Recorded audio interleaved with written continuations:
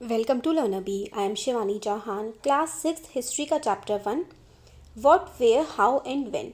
Introduction है history का, इतिहास का। हमारा टेलीग्राम ग्रुप है जिसका आपको लिंक मिल जाएगा डिस्क्रिप्शन बॉक्स में। ज़रूर ज्वाइन करिएगा। क्लास वाइज मैंने ग्रुप्स बना रखे हैं, वहाँ पर जाकर के आप अपने क्वेश्चंस वगैरह पूछ सकते हैं, बहुत हेल्पफुल होगा। वीडियो पसंद आता है तो लाइक और सब्सक्राइब ज़रूर करें। तो रशीदा आपकी तरह ही क्लास 6 की एक बच्ची है। वो न्यूज़पेपर पढ़ रही थी बैठी हुई, और एकदम से उसकी आंखें एक छोटी सी हेडलाइन पर पड़ी। और हेडलाइन क्या थी? 100 ईयर्स अगो, यानी कि 100 साल पहले। फिर वो सोचने लगी कि इतनी पुरानी बात, 100 साल पहले क्या हुआ होगा, ये हमें कैसे पता लगता है। तो इस चैप्टर में हम यही जानेंगे कि कैसे इतिहास के बारे में हम लोग जानते हैं। फाइंडिंग आउट व्हाट हैपेंड, क्या हुआ था ये कैसे जाने। येस्टरडे यानी कि बीता हुआ जो कल था, हो सकता है कि आपने रेडियो सुना हो सकता है आपने टीवी देखा हो सकता है आपने न्यूज़पेपर पढ़ा हो। पिछले साल, क्या पिछले साल आपने क्या किया था आप लोगों को याद है? But what about long long ago, let us see how it can be done. एक साल पहले हमने जो भी चीज़ें करी थी वो हमें बहुत ज़्यादा तो याद नहीं रहती हैं। तो हिस्टोरियंस ये हज़ारों साल की बातें कैसे हमको बताते हैं, तो समझते हैं कि कैसे हमें ये चीज़ें पता लगती हैं। तो what can we know about the past, सबसे पहले हम लोग पास्ट के बारे में क्या क्या जान सकते हैं। तो ये इंपॉर्टेंट क्वेश्चन हो जाता है कि भाई हम पास्ट के बारे में जान क्या क्या सकते हैं। तो पास्ट के बारे में हम कई सारी चीज़ें जानते हैं, जैसे कि आज से सदियों पहले किस प्रकार का खाना खाया जाता था, कैसे कपड़े पहने जाते थे, किस तरह के घर में लोग रहते थे, और वो क्या क्या ऑक्यूपेशन यानी कि क्या क्या वो लोग काम किया करते थे। तो कई सारे तरीके होते हैं पास्ट के बारे में जानने के, कि भाई लोग क्या खाते थे, क्या पहनते थे, कहाँ रहते थे। We can find out about the lifes of hunter, herder, farmer, ruler, merchant. ये सब कौन लोग हैं? ये अलग अलग व्यवसाय करने वाले लोग हैं। यानी कि जब हम पास्ट के बारे में पढ़ते हैं तो हम बहुत सारी चीज़ें पढ़ते हैं। हम ये भी पढ़ते हैं कि लोग काम क्या क्या करते थे। तो क्या क्या? हंटर का मतलब हुआ कि पहले जो आदि मानव होता था वो क्या करता था? जानवरों को मार करके खाता था। फिर उसके बाद फसलें उगने लगी तो हम लोगों ने खेती शुरू कर दी, हम फार्मर बन गए। फिर हम हर्डर भी बने। हर्डर मतलब जैसे कि गाय भैंस भेड़ बकरियां रखने लगे, उनको चराने का काम करने लगे। फिर जब सभ्यता और आगे बढ़ी तो हम और बहुत सारे काम करने लगे, जैसे कि कुछ लोग व्यापारी बन गए, कुछ लोग जैसे मटके बनाने का काम करने लगे, कुछ कपड़े बनाने का काम करने लगे, कुछ म्यूजिशियन और कुछ साइंटिस्ट भी बनने लगे। तो जैसे जैसे सभ्यता आगे बढ़ती जाती है हमारे ऑक्यूपेशंस भी बदलते जाते हैं। We can also find out about the games people played. जब हम हिस्ट्री पढ़ते हैं हम ये भी देखते हैं कि बच्चे किस तरीके के गेम्स खेला करते थे, किस तरीके की उनकी कहानियाँ हुआ करती थी, कौन से वो गाने गाया करते थे। ये सारी की सारी चीज़ें हम देखते हैं जब हम हिस्ट्री पढ़ते हैं। वेयर डिड पीपल लिव, लोग आज से 10,000 पहले कहाँ रहते होंगे? 10,000 साल पहले लोग कहाँ रहा करते होंगे? तो देखो, जीवन के लिए ना सबसे ज़्यादा ज़रूरी हम लोग बोलते हैं क्या है? रोटी, कपड़ा, मकान। जब भाई किसी के पास ना रोटी हो, ना कपड़ा हो, ना मकान हो, तो वो कहाँ रहेगा जब कुछ भी नहीं है? तो सबसे पहले जो सभ्यता की शुरुआत होती है वो नदियों के किनारे होती है, क्योंकि पीने के लिए पानी चाहिए। पहले, आज के ज़माने में तो हम ज़मीन से निकाल लेते हैं, म्यूनिसिपैलिटी से कनेक्शन आ जाता है पानी का, पर पहले नदियाँ ही सोर्स हुआ करती थी। तो लोग कहाँ रहते थे? हज़ारों सालों तक तो लोग नदियों के किनारे ही बसा करते थे। जितने भी दुनिया के बड़े शहर होते हैं सब नदियों के किनारे ही बसते हैं। तो हमसे बोला गया है कि मैप में नर्मदा रिवर को हम लोग देखें। तो देखो, बुक में आपको मैप दिया है, इसमें आप नर्मदा रिवर फाइंड आउट करें। तो ये देखो, ये है नर्मदा रिवर। ये नर्मदा रिवर, नर्मदा रिवर कहाँ पर? मध्य प्रदेश वाले रीजन में हमें नर्मदा रिवर जो है देखने को मिलती है। तो अब आगे देखते हैं कि लोग कहाँ रहते थे? नदियों के किनारे रहा करते थे। ये हम लोगों को बात समझ में आ गई है। Some of the earliest people who lived here were skilled gatherers, that is people who gathered their food. तो वो लोग क्या थे? गैदरर थे, यानी कि अपना खाना विभिन्न प्रकार से इकट्ठा किया करते थे। जानवरों को भी मार के खाया करते थे, फल और ये सब चीज़ें भी वो इकट्ठा करके खाया करते थे। They knew about the vast wealth of plants in the surrounding forest and collected root, fruit and other forest produce for their food. तो क्योंकि लोग जंगलों के आसपास रहा करते थे, तो जंगलों में क्या क्या खाने की चीज़ें होती हैं इनकी पहचान लोगों ने कर ली थी। तो कई बार पेड़ों की जड़ें खाते थे, कुछ फल खाते थे, और बाकी सारे जो भी उनकी ज़रूरत की चीज़ें होती थी वो जंगल से ही पूरी कर लिया करते थे। जैसे कि आज के टाइम पर जो ट्राइबल पीपल होते हैं उनको जंगलों में जो अलग अलग पेड़ होते हैं ना उनकी बहुत नॉलेज होती है कि भाई कौन सा मेडिसिनल क्वालिटी का है, कौन सा फल खाया जा सकता है, किस काम आता है ना। तो पहले ज़माने में, पहले ज़माना मतलब आज से आप 10,000 साल पहले की बात कर रही हूँ मैं, उस समय पर जब हम लोग हंटर और गैदरर हुआ करते थे, इस तरीके की सभ्यताएं नहीं बसी थी, घर नहीं हुआ करते थे, लोग नदियों के किनारे रहते थे और जंगलों से अपनी ज़रूरतें पूरा करते थे। लोग जानवरों को भी मार के खाया करते थे, उसको हम लोग हंटिंग बोलते हैं। अब हमें एक और क्वेश्चन मिलता है कि सुलेमान और करतार हिल्स को ढूंढो। तो सुलेमान और करतार हिल्स, ये देखो ये सुलेमान है और ये करतार है, ये आज का जो पाकिस्तान वाला रीजन है ना वहाँ पर आता है सुलेमान और करतार हिल्स, ठीक है। तो some of the areas where women and men first begin to grow crops such as wheat and barley about 8,000 years ago are located here. तो ये वाली चीज़ ना काफ़ी ज़्यादा इंपॉर्टेंट है, आप लोगों को ध्यान रखनी है कि ये देखो ये सुलेमान और किरतार, यहाँ पर लगभग 8,000 साल पहले वीट और बार्ले उगाना शुरू हो गया था। तो कहाँ पर? सुलेमान और किरतार। सुलेमान और किरतार कहाँ पर पड़ते हैं? नॉर्थ वेस्ट ऑफ द सब कॉन्टिनेंट पड़ते हैं। सब कॉन्टिनेंट में क्या आता है? देखो इंडिया, नेपाल, भूटान, पाकिस्तान, बांग्लादेश, ये पूरा का पूरा हम इसको इंडियन सब कॉन्टिनेंट बोलते हैं। तो इंडियन सब कॉन्टिनेंट के नॉर्थ वेस्टर्न पार्ट में सुलेमान और किरतार हिल्स हैं। यहाँ पर 8,000 ईयर्स, 8,000 साल पहले वीट और बार्ले की फसल उगनी स्टार्ट हो गई थी। People also begin rearing animals, लोगों ने एनिमल्स पालना शुरू कर दिया था, जैसे कि शीप, गोट, कैटल्स, जैसे कि बफलो, भैंस वगैरह, और लोग गांव में रहने लगे थे। तो लगभग आज से 8,000 साल पहले सुलेमान और किरतार हिल्स में लोग जो है गाय बकरी चराना ये सब करने लगे थे और वीट और बार्ले की फसल उगाने लगे थे।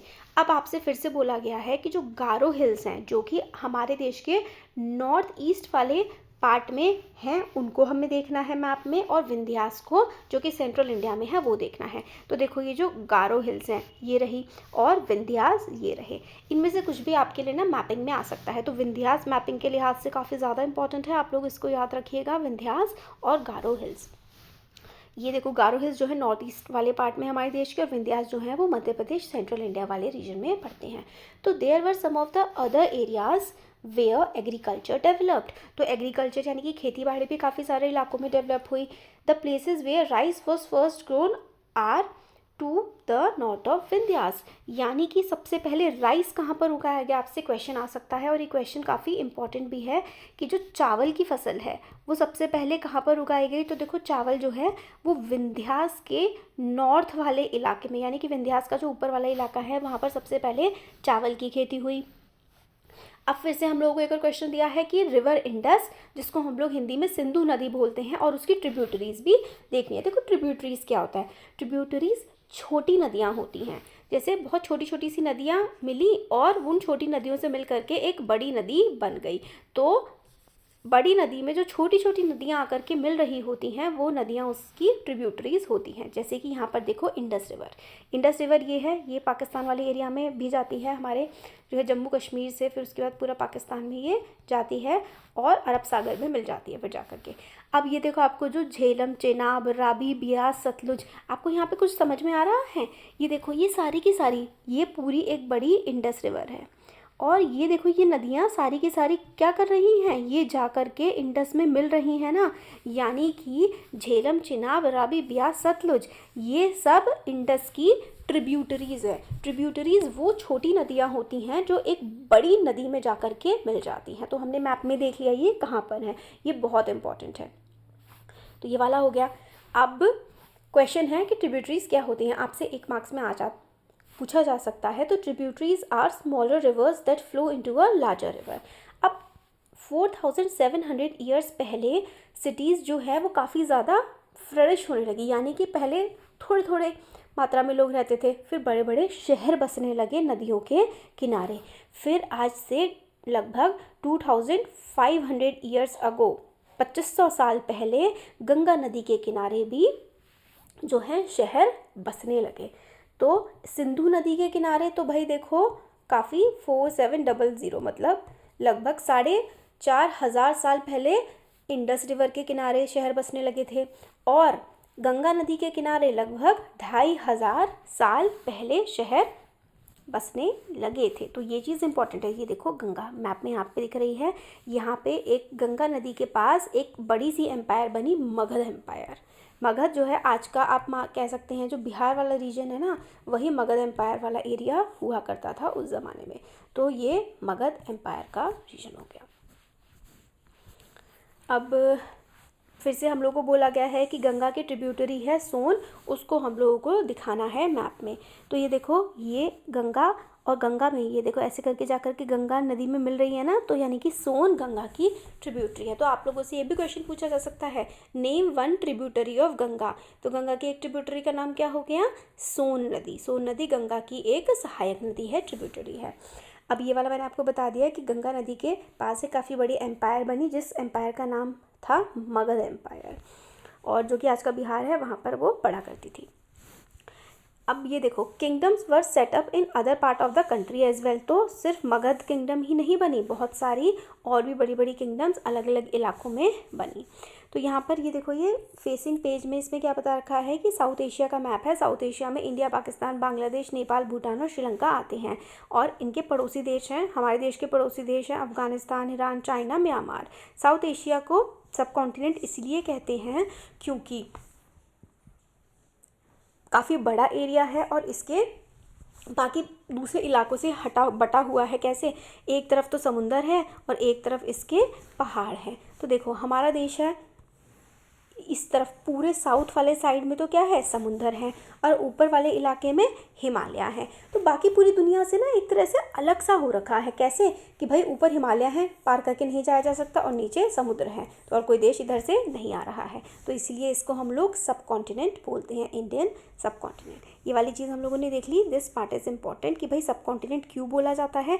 तो सब कॉन्टिनेंट इसलिए बोला जाता है कि भाई कॉन्टिनेंट से तो छोटा है मगर इतना बड़ा है और सेपरेटेड है बाकी पूरे एशिया से through by sea hills and mountain. Sea hills और माउंटेन से बाकी एशिया से थोड़ा सा ही सेपरेटेड है, इसलिए इंडिया को इंडियन सब कॉन्टिनेंट बोलते हैं। मतलब इंडिया में कौन कौन से, इंडिया के अलावा और देश, इंडिया, पाकिस्तान, बांग्लादेश, नेपाल, भूटान, श्रीलंका, ये सब मिलकर के इंडियन सब कॉन्टिनेंट बनाते हैं। अब आगे देखते हैं वाई पीपल मूव। लोग एक जगह से दूसरी जगह क्यों ट्रैवल करते हैं? तो लोगों के ट्रैवल करने का कई रीज़न हो सकते हैं। देखो क्या होता है ना कि लोग व्यापार करने के लिए जाते हैं, कुछ लोगों को ऐसे ही घूमना पसंद होता है, कई बार लोग काम ढूंढने के लिए जाते हैं, कई बार डिज़ास्टर्स आ जाती हैं जैसे कि बाढ़ आ गई या सूखा पड़ गया, इस वजह से भी लोग एक जगह से दूसरी जगह मूव करते हैं। कई बार जो है राजा अपनी आर्मी के साथ जाता है कोई लैंड को फतह करने के लिए कि भाई अब इस लैंड पे हम लोग कब्जा करेंगे। कई बार व्यापारी जो है बहुत सारे कैरावान्स में यानी कि झुंड बना करके व्यापार करने जाते हैं एक जगह से दूसरी जगह सामान बेचने के लिए। कई बार क्या होता है कि जो रिलीजियस लोग हैं वो अलग अलग गांव, अलग अलग शहर जाते हैं और अपने धर्म का प्रसार करते हैं। तो ये बहुत सारे रीज़न हैं जिस वजह से लोग मूव करते हैं एक जगह से दूसरी जगह। क्या क्या रीज़न हुए कि भाई कई बार तो अपने काम की तलाश में जाते हैं, कई बार कुछ नेचुरल कैलामिटीज़, डिज़ास्टर्स से बचने के लिए जाते हैं, कई बार राजा एक एरिया को ऑक्यूपाई करने के लिए, उस पर कब्जा करने के लिए जाता है। मर्चेंट्स जो हैं वो कैरावान्स एक जगह से सामान खरीदा दूसरी जगह बेचा, इसलिए मूव करते हैं। रिलीजियस टीचर्स जो हैं अपने धर्म की बातें अलग अलग जगह फैलाने के लिए वो घूमते हैं। फाइनली कुछ लोग जो हैं उनको क्योंकि घूमना ही पसंद है वो इसलिए घूमते हैं, wanting to discover new and exciting places. All these led to sharing of ideas between people. तो अब एक जगह से दूसरी जगह लोग गए, वहाँ पर वहाँ के लोगों से बातचीत करी, तो आइडियाज़ भी इसकी वजह से आपस में एक जगह से दूसरी जगह फैलते हैं। अब why do people travel now days? आजकल लोग क्यों ट्रैवल करते हैं? यही रीज़न्स जो आज से सदियों पहले थे जिसकी वजह से ट्रैवल करते हैं कि भाई कुछ लोगों को ट्रैवल ही करना पसंद है, नेचुरल कैलामिटीज़ की वजह से, व्यापार करने के लिए, अलग अलग रीज़न से आज भी लोग ट्रैवल करते हैं। अब फिर से हम लोग को बोला गया है कि मैप 1 में हम देखें कि हिल्स, माउंटेन्स और seas from the natural frontiers of the subcontinent. तो हमारा जो सब कॉन्टिनेंट है उसमें पहाड़ हैं, माउंटेन्स हैं और सीज यानी कि समुंदर भी है, वो हमारा नेचुरल फ्रंटियर। फ्रंटियर जो शब्द होता है ना, इसका मतलब होता है बाउंड्री। तो हमारे देश की तो नेचुरल बाउंड्री ही बन जाती है इन सब चीज़ों से, क्योंकि देखो एक तरफ समुंदर और एक तरफ पहाड़ आ रहे हैं, ये हमें बाकी देशों से अलग कर देते हैं। While it was difficult to cross these frontiers, इन इलाकों को क्रॉस करना बहुत ही मुश्किल है, माउंटेन पर चढ़ना मगर नामुमकिन नहीं है। लोगों ने समुद्रों की यात्राएं करी हैं, पहाड़ों में से रास्ते काटे हैं और एक जगह से दूसरी जगह लोगों ने मूव किया है और सेटल भी हुए हैं, बसे भी हैं आकर के। This movement of people enriched our culture tradition. तो बाहर से अलग अलग देशों से हमारे देश में आकर के लोग बसे, इससे हमारे देश का ट्रेडिशन और भी बेहतर हुआ और हम लोगों को नई जगहों के, नई चीज़ों के बारे में, नए लोगों के बारे में जानने को मिला। People have shared new ways of carving stones, composing music and even cooking food over several hundred of years। तो लोग जो बाहर से आए हमारे देश में, उनसे हम लोगों ने बहुत सारी तरीके सीखे कि पत्थरों को कैसे तराशा जाए, म्यूज़िक कैसे बनाया जाए, खाना कैसे अलग टाइप का बनाया जाए। तो कई सारी चीज़ें हम लोगों ने उन लोगों से सीखी जो अलग अलग देशों से आकर के हमारे देश में बसे। अब बात आती है नेम्स ऑफ द लैंड। हमारा जो देश है, इसका जो नाम है भारत या फिर इंडिया, ये कैसे पड़ा? तो this question is very important. From where name of a country came, हमारे देश का नाम कहाँ से आया? तो देखो, two of the words we often use for a country, जो दो नाम हम अपने देश के लिए इस्तेमाल करते हैं वो है इंडिया और भारत। अब देखो, हमने देखा ना इंडस नदी, उसको हिंदी में हम लोग या संस्कृत में हम लोग सिंधु नदी बोलते हैं। ईरान और ग्रीस को अपनी एटलस में ढूंढिएगा, ये आपका होमवर्क है। तो जो ईरानी और ग्रीक के लोग हमारे देश में आते थे ना व्यापार करने के लिए, आज से लगभग 2500 साल पहले, वो इंडस नदी से फेमिलियर थे। तो उनकी भाषा थोड़ी अलग है, तो उन्होंने इंदू को हिंदू कर दिया और हिंदू से, है ना, अलग अलग, हिंदू से हिंदुस्तान भी उन्होंने बना दिया। तो 2500 ईयर्स अगो और ये लोग इंडस रिवर से जो है फेमिलियर थे और इसको हिंदोज या फिर इंडोज बोलते थे। And the land to the east of the river was called India. तो यहाँ पे देखो, आप मैप देखो, मैप में ये इंडस रिवर आपको दिख रही है। इंडस रिवर से जो ईस्ट वाला, इस तरफ वाला इलाका हुआ ना, ये ग्रीक लोग क्या बोलने लगे, ग्रीक और ईरान के लोग इसको इंडिया बोलने लगे, क्योंकि भाषा में बदलाव होता है। हिंदोज, इंडोज, इंडिया, इस तरीके से देश का नाम इंडिया पड़ा। दूसरा नाम भारत कैसे पड़ा? The name Bharat was use for a group of people who lived in the north west and who were mentioned in the Rigveda, the earliest composition in the Sanskrit dated 3500 years ago. अब भारत नाम कैसे पड़ा ये बताना है। इंडिया नाम कैसे पड़ा कि इंडस रिवर से इंडिया हो गया। ऋग्वेद कब बने? 3500 ईयर्स अगो ऋग्वेद लिखा गया था। तो ये वाली डेट इंपॉर्टेंट है कि ऋग्वेद कितने साल पहले लिखा गया, कब का माना जाता है, क्या डेट है इसकी? तो 3500 ईयर्स अगो ऋग्वेद को लिखा गया। भारत जो नाम है ये कहाँ से आया? तो जो ऋग्वेद है उसमें जो ये वाला जो लैंड है ना, ये वाला जो हमारा ईस्ट वाला लैंड है, इसको भारत नाम से ऋग्वेद में बोला गया है, इसलिए हमारे देश का नाम भारत पड़ गया। Name of Bharat was use for group of people who lived in the north west, यानी कि इस इलाके में, जो ये वाला इलाका है ना, ये वाला इलाका, इस इलाके में जो लोग रहा करते थे ना, उनको भारत कहा जाता था। तो बस देश का नाम यहीं से भारत पड़ा ऋग्वेद में, क्योंकि नॉर्थ वेस्ट वाले इलाके में रहने वाले लोगों को बोला जाता था भारतः। नेक्स्ट आता है finding out about the past. Past के बारे में हम लोग किस तरीके से जानते हैं। अब मैन्यूस्क्रिप्ट क्या होती है, ये आप लोगों को क्वेश्चन आ सकता है एग्जाम में कि व्हाट इज़ अ मैन्यूस्क्रिप्ट। हाथ से लिखी जाने वाली जो भी कलाकृति नहीं, हाथ से लिखी जाने वाली जो राइटिंग होती है उसको हम लोग मैन्यूस्क्रिप्ट बोलते हैं। तो page from a palm leaf manuscript, ये जो है ना, ये एक मैन्यूस्क्रिप्ट है।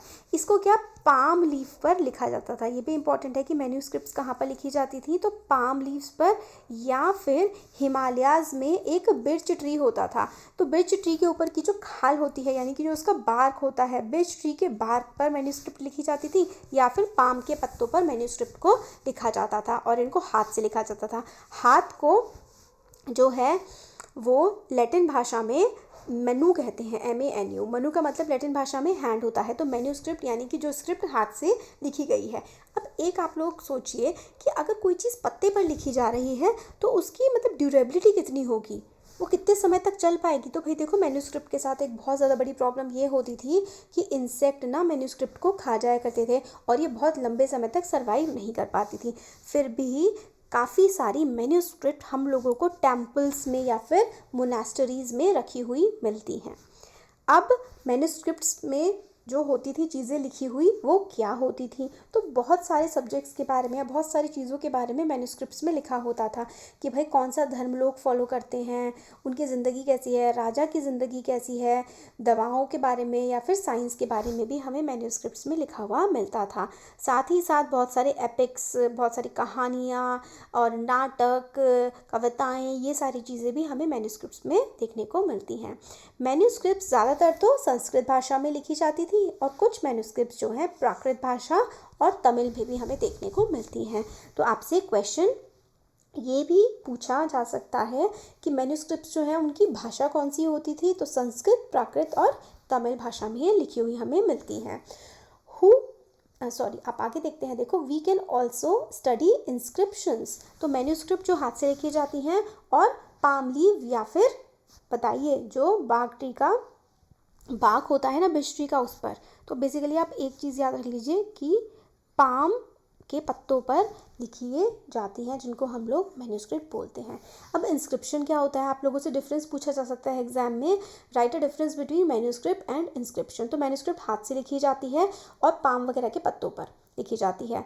इंस्क्रिप्शन का मतलब होता है जो हार्ड सरफेस पर लिखी जाती है, ये पत्थरों पर या फिर मेटल पर जो है गाढ़ करके लिखा जाता है, तो ये होती हैं इंस्क्रिप्शंस। तो इंस्क्रिप्शंस क्या होती हैं, जिनको इस तरीके से, जैसे कि ये रॉक है, रॉक पर गाढ़ करके लिखा हुआ है, तो ये इंस्क्रिप्शन है।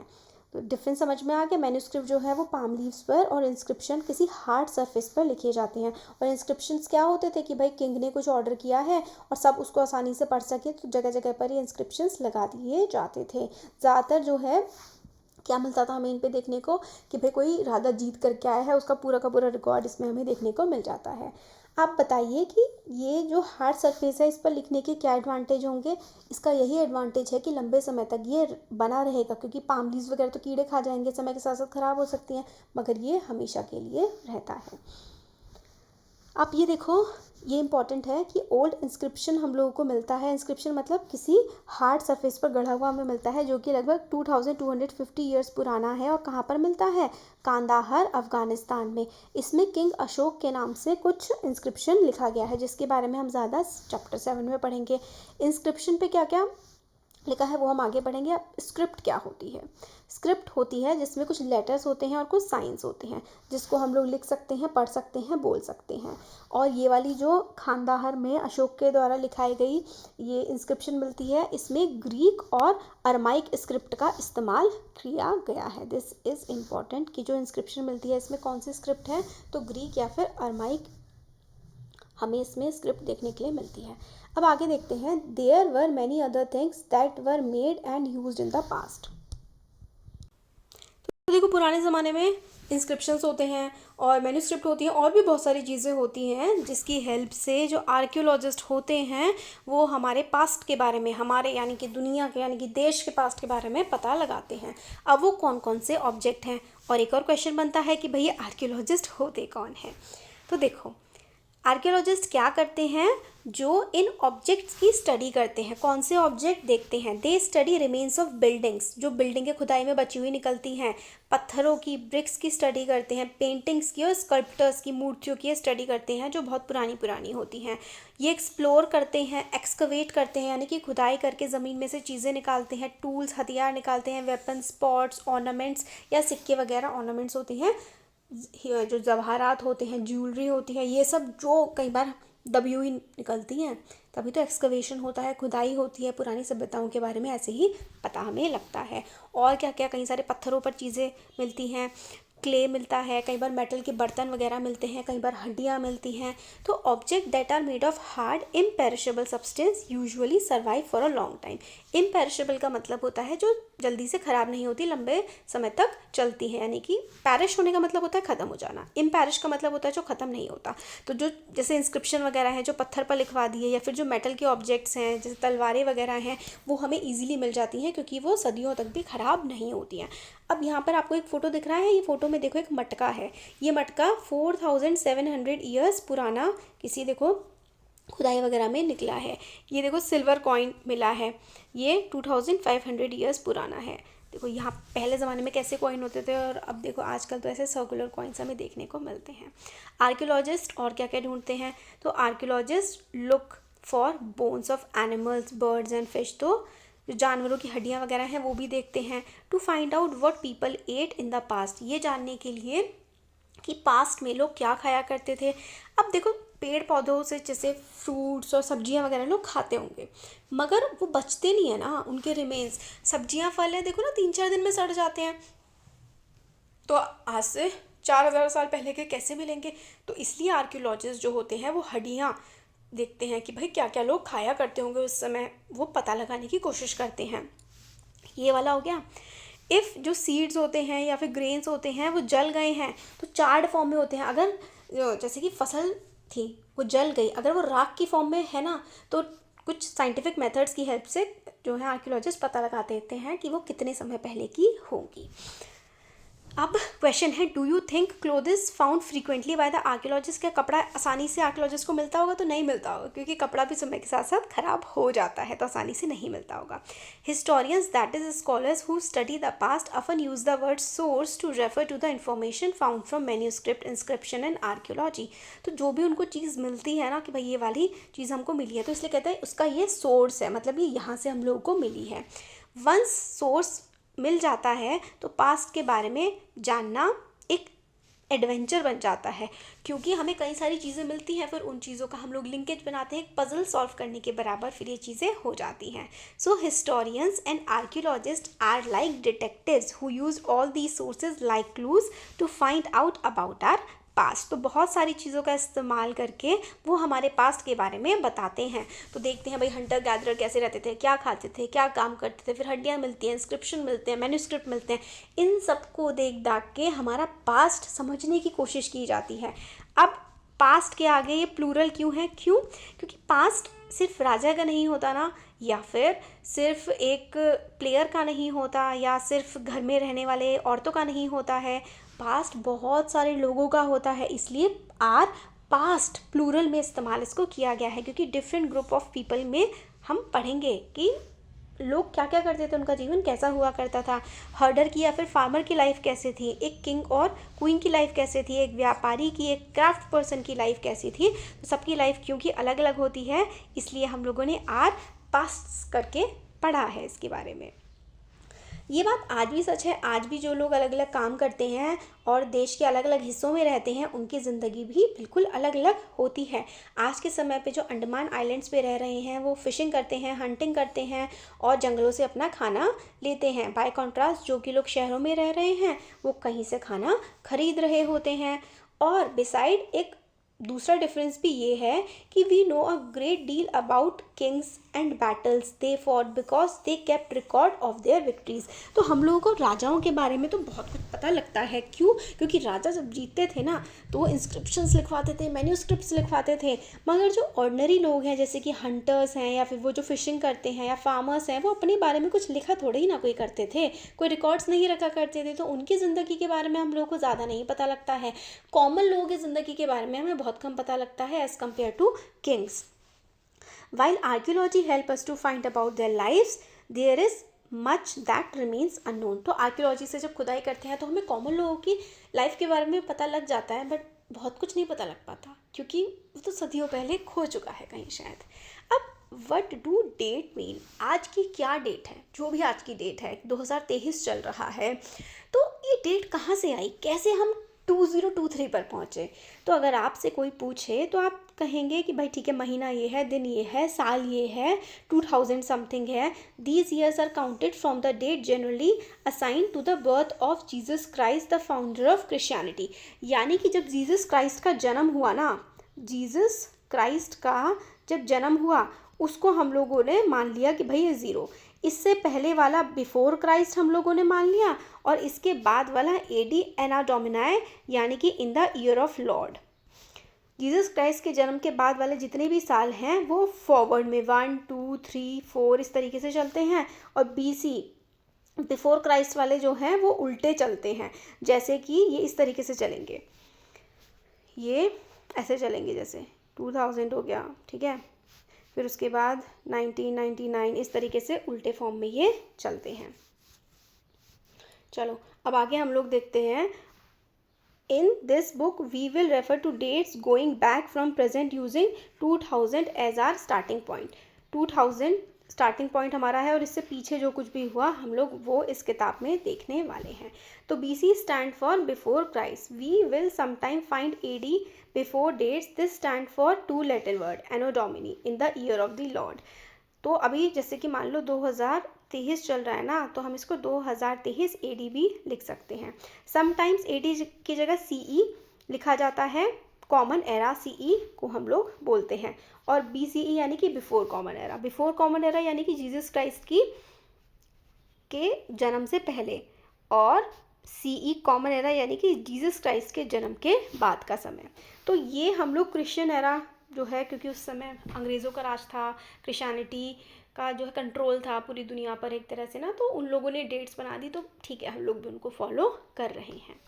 कई बार BP बिफोर प्रेजेंट भी यूज़ किया जाता है पास्ट को दिखाने के लिए कि आज से पहले, प्रेजेंट से पहले। तो कई सारे अलग अलग वेज़ हैं जानने के। आपके लिए इम्पॉर्टेंट है कि अभी जो प्रेजेंट में डेट्स चल रही हैं, जैसे कि 2023 AD एना डोमिनाई करके हम इसको बोलते हैं। तो ये हम लोगों का चैप्टर हो गया कंप्लीट। वीडियो पसंद आया है तो like share and subscribe. Thank you.